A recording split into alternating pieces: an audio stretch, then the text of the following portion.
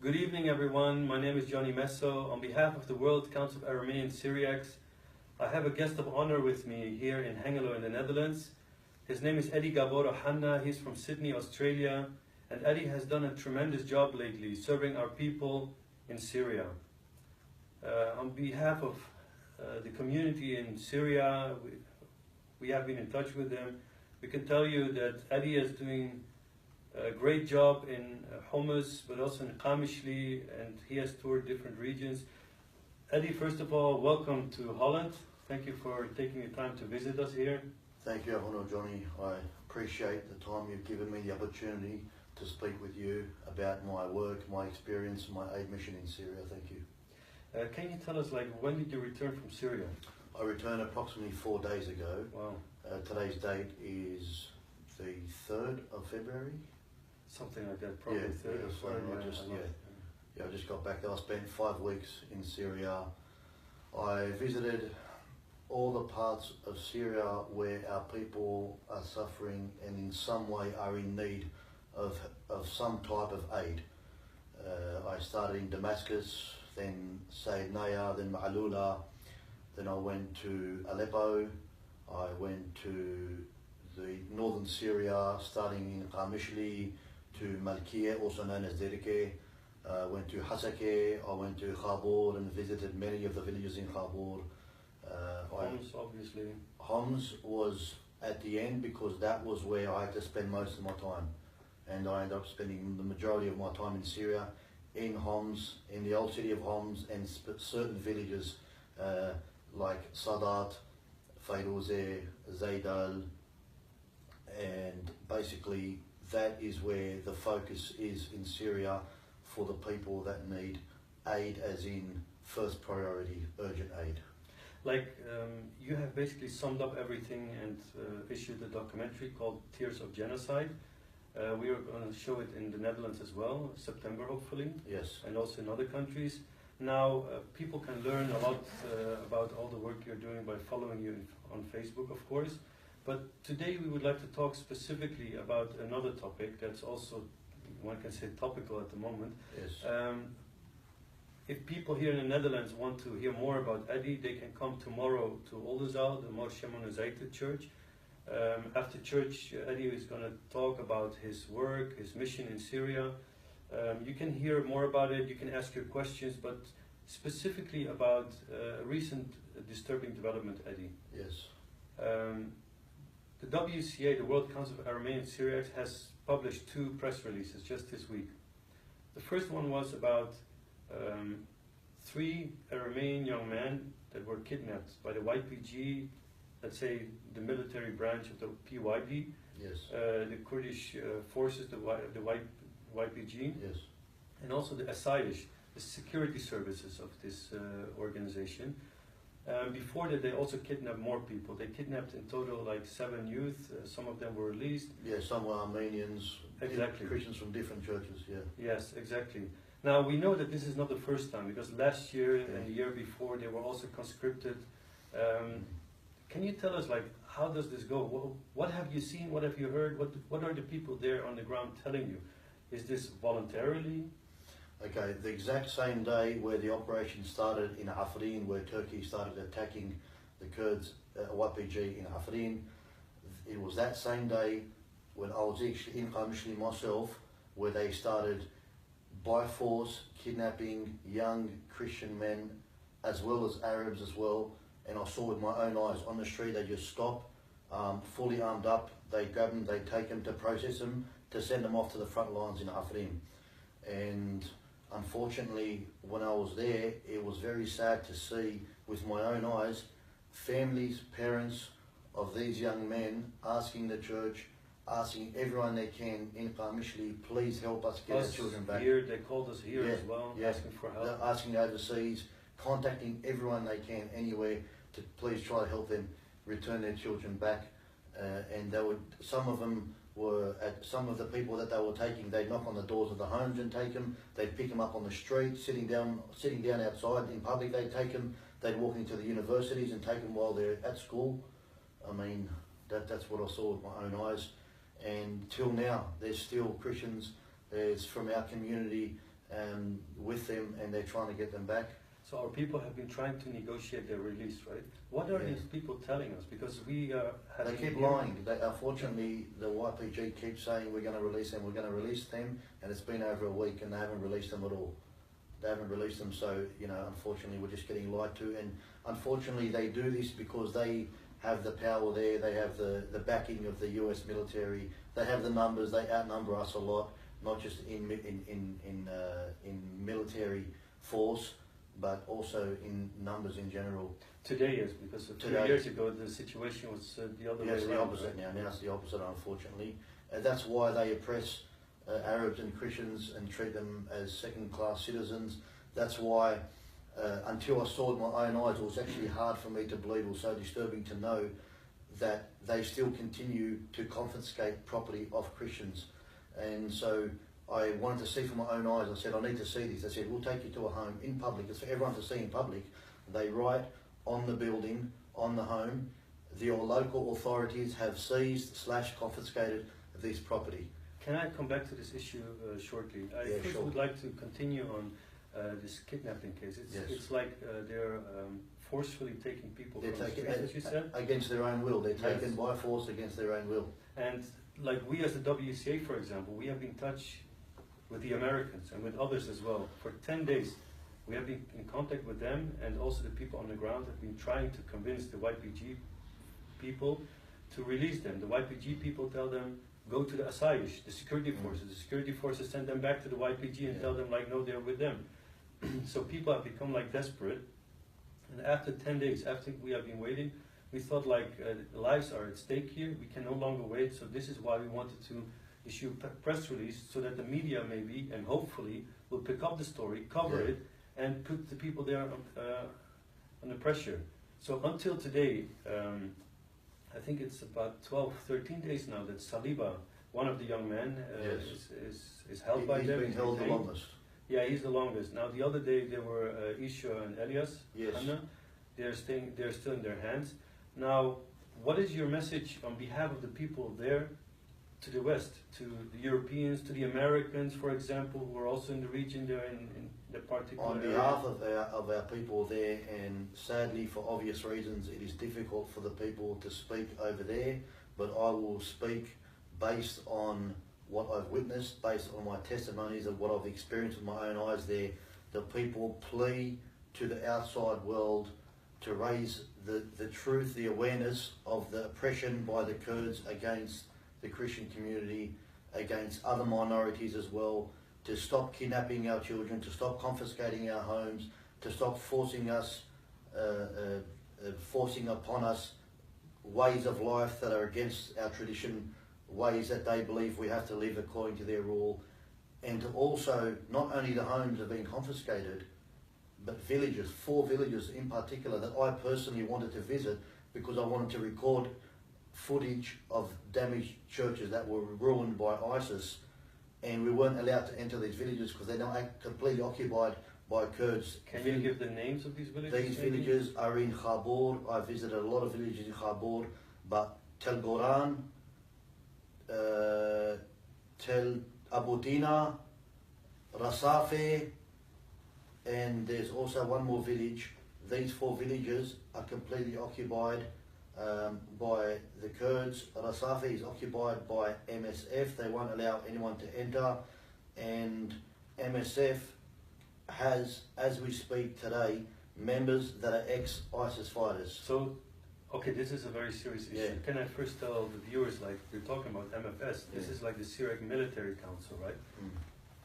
Didn't this organization first, wasn't this first part of the Sutoro? Because today it can be very confusing for our viewers. That's where they started. There was one Sutoro. Sutoro written with 2 O's. Yes. Based in Kamishli. Today there are 2 Sutoros. One that kept the name Sutoro spelled with double O. That's the original. Yes. The original. Yeah. And then the one that branched off from it and that went working with the YPG also took the name Sutoro, and they write it with a U, right? So that's the Sutoro. So can you tell us more about this organization? Like they have a lot of video clips which they're promoting. Like you see a bunch of people there. with arms. They say that they are part of the struggle to liberate whatever part of the country, and they also say that they're all Christians. They're all Syriac Aramean Christians. Well, I personally couldn't understand how they talk about liberating any land when we need to liberate our land off them. The fourth village I forgot to mention was Aramese. You know, they've occupied and taken and confiscated complete villages, as well as homes, as well as properties. The MFS and the other Sultoro that's hijacked our original name of the Sultoro, spelt Sutoro, that's the Kurdish one under the Kurdish command. They're directly under the control and the command of the Kurds, the YPG, as well as approximately 90% of those groups consisting of Kurds and Arabs. While using the name Syriac, I can't see how... Can you please repeat that? Because this is a very serious issue. So the people who are telling that this Syriac military council consists They of don't Christians, represent the Syriac people at all. There's approximately 90% of them Kurds and Arabs. And among those in the MFS are ex-ISIS members, currently fighting for MFS. This is a very grave issue here, and I will come back to this shortly. I can confirm this because sometimes you see that they are trying to have priests commemorate the deaths of their martyrs, and when you see the names of these people, these are no Christian names. No, it's obvious that they're not. Yeah, it's obvious that they're not. Most of the martyrs in church, when they want to read them. Unfortunately, the only way to actually know this was for someone to be on the ground and see for their own eyes. I actually accidentally stumbled onto this. My work in Syria is aid work for our people suffering. But when I started, God bless you too, brother, when I started seeing the oppression against our people from the Kurdish community, I had to do something, because I know that sadly the outside world does not know what I'm seeing with my own eyes. And when I went to one village in particular where we had to request permission off the MFS to enter a Christian village that's now occupied by them, I started asking the person I was accommodated by, these people, they don't look like Christian, this MFS, I thought they were all Christian. He said, no. He said, he's not. Most of them, 90% plus, Arab or Kurdish, but also among them, they showed me photos of their members that were before with ISIS. Wow. Unfortunately, it's too dangerous for me to take these photos with me. I can't travel with these photos. But they said, look, that's them before, when they were ISIS members, and now that's them with the MFS. They shave the beards? They just shave the beards and wear the uniform. So just to be clear... They get a salary, they receive a salary. So just to be clear, people who were formerly ISIS fighters are now part of the Syriac Military Council? Yes. Wow. Yes, the MFS, yeah. And who is paying their salaries? I believe that, if I'm not wrong, their salary is from some Kurdish group, maybe the YPG, but definitely, yeah, they're under the control and command of the Kurds. I mean, yeah. With respect to the occupation of those lands, those territories, those villages, right? How did they got emptied of the Christians in the first place? I mean, they used to live there. Are thousands of Christians in that whole area. Where have they been? How did they empty those areas? You're referring to Khabur? Yes, specifically there were Khabur. over 20,000 Christians living in Khabur before ISIS entered. ISIS were living in certain Arab villages outside of Khabur.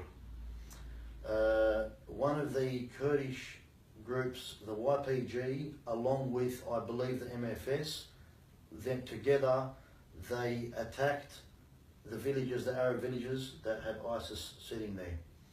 And then when ISIS came out of the villages to retaliate, to fight back, they suddenly disappeared and withdrew completely from that whole region of Khabur.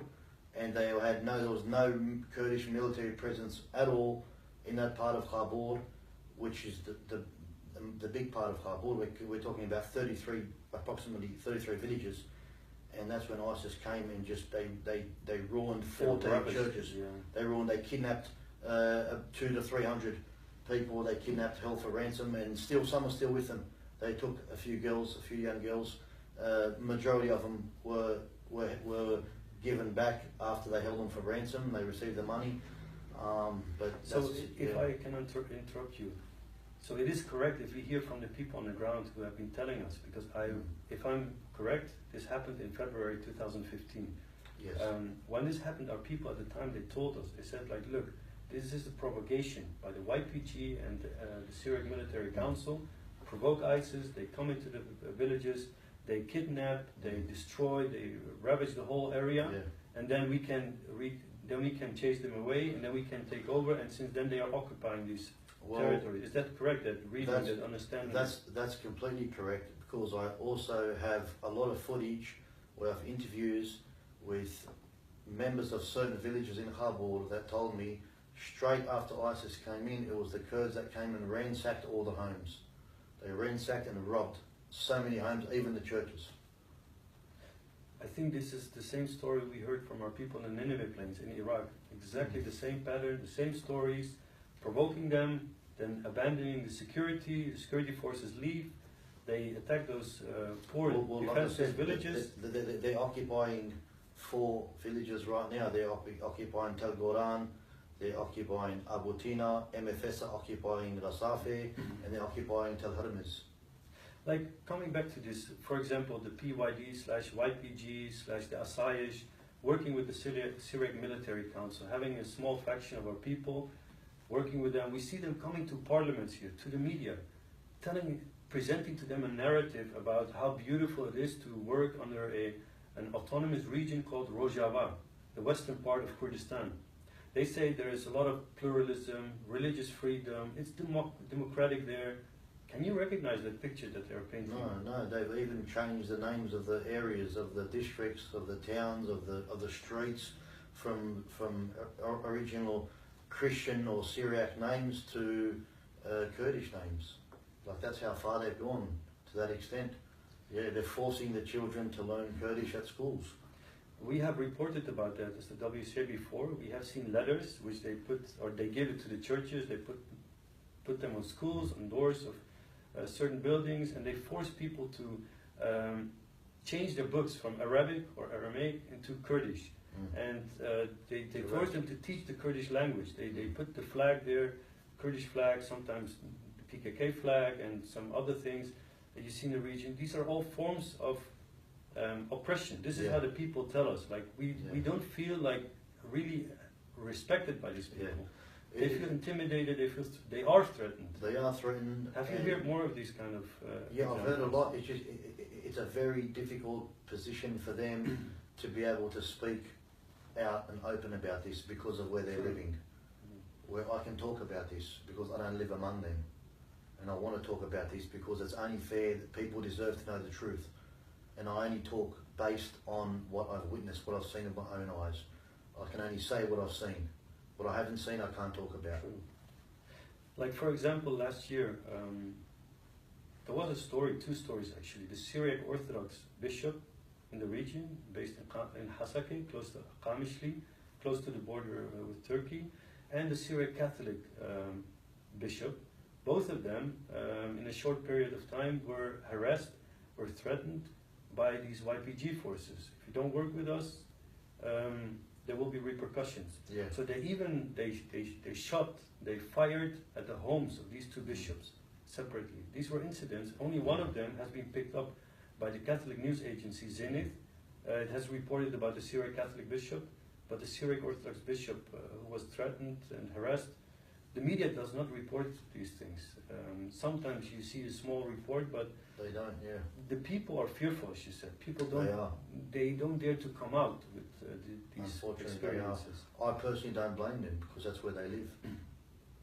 Can you tell us about like the general situation? Like, how about the health condition of our people? The health is really poor and bad because the way the Kurds are refining the oil, the way they're taking the oil, producing it, however you want to put it, it's a very unclean, unsafe way. They've polluted the air really bad. There's a lot of pollution from the way they're refining the oil, and we have over 80 of our members from our church with cancer from this pollution. It is the highest, more than 80, the highest number of cancer patients in one district in all of Syria is there. And I personally I could smell how bad it was when I was there, and I could understand how they're getting so sick. And how about treatments? Can they be treated? They can only be treated if they go to Damascus. The government offers free chemotherapy, free treatment for all types of cancer, but they have to go to Damascus. Now the problem is they don't have anywhere to stay in Damascus because the people there, they're poor, and everything has gone from 6 to 10 times more expensive than what it was before. And unfortunately they're dying because they can't find somewhere to stay in Damascus to receive the medical treatment. The medical treatment is available for free in Damascus, but accommodation is not available, and they don't have the money for accommodation. You have toured the country, you have talked to many people, you have helped many people. What is your main message on behalf of the people to the people in the West? I mean, the media is not listening to our people. They are not hearing them, they are not feeling their pain, they are not helping them. There are a lot of areas that are excluded from aid, especially by United Nations aid agencies. So what is your message to the people in the West who speak and understand English? My message, firstly, the most important message is there is a genocide that has been committed against our people in Syria. Over 120 Christians were slaughtered by ISIS in one village called Sadat. Tens of thousands of our people have lost their homes, they've been destroyed in the old city of Homs. Focus is needed on Homs, on the families that are displaced. There's over 400 orphans that I personally looked over and gave aid to in Syria. There's over 160 widows. Now some of the parents of these orphans, they don't even know if they're alive. They've either been killed in battle, martyred for being Christian by opposition groups such as Free Syrian Army, ISIS, Jabhat al-Nusra, or even worse, they've been kidnapped and no one knows if they're alive. So it's a genocide, a complete genocide. Persecution at its worst, and the outside world needs to pay attention for this, and the survivors of the genocide are still there. They just need help. It's now a safe zone. Homs is a safe zone, as most of Syria is now, but it's just a matter of helping these people rebuild their lives, and they don't need much. They just want to live. They don't need much. A little bit for us is a lot for them. Eddie Gaboro, thank you very much for your time here. We look forward to cooperating more closely in the coming period. With the WCA, we are very thankful for having individuals like Eddie who are asking about their people, filling the gap which should be filled by humanitarian aid organizations, by the international community. Eddie is doing a great job helping a people that is indigenous to that land. The Aramese or Syriac people still speak the language of Jesus, Aramaic. Syria in ancient times was called Aram. You can find it in the Bible. Compare your Bibles. Those are based on the Hebrew Old Testament. Everywhere they speak about Aram, Arameans, and Aramaic. If you find the Bibles in the West based on the Greek version, the Septuagint, then you can find Syria, Syrians, and Syrian. Anyway, thank you again, Eddie. Thank you, brother. We will see each other tomorrow again. I'd like to say one more thing. Sure. On behalf of our people that are suffering in Syria, this is on behalf of them. They require a lot of help. They require aid to rebuild their homes. There's displaced families that refuse to leave Syria because they want to continue living their simple, basic lives, but their homes just need to be fixed and repaired for them to go back home. And we cannot forget that in 1915, we had nobody outside that could take care of us and watch over us. But today we do. In this genocide we do. There's no excuse not to help our people suffering today in this genocide. It's happened again. History has repeated itself, but we can make a difference, and everybody will be remembered, and no one will be forgotten that they stood up today and helped the people that are suffering in this genocide. Thank you very much, brother. God bless you. God bless you too. And let's keep up the fight together. Amen.